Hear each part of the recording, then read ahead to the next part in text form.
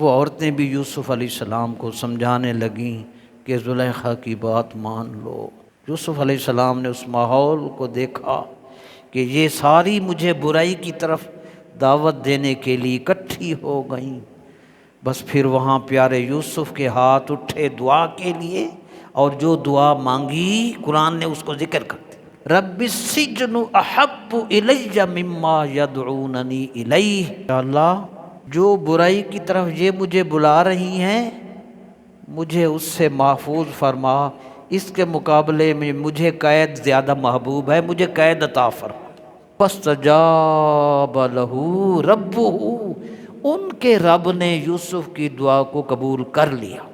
زلیخا کی جب یہ شاہی ضیافت ہوئی، پھر اس کے بعد پہلے اکیلی زلیخا تھی، پھر حسن یوسف کے چرچے گھر گھر ہونے لگے۔ چنانچہ زلیخا نے اپنے شوہر کتفیر مصری وزیر اعظم مصر سے کہا کہ یہ کنعانی غلام نے مجھے بڑا رسوا کر دیا ہے، اسے قید کر دو۔ وزیر اعظم یہ جانتے ہوئے کہ یوسف بے گناہ ہے، سارا قصور اس کی بیوی کا ہے، مگر اپنی خائن اور مجرم بیوی کی پاسداری کے لیے بے گناہ اور معصوم یوسف علیہ السلام کو اس نے جیل بھیج دیا۔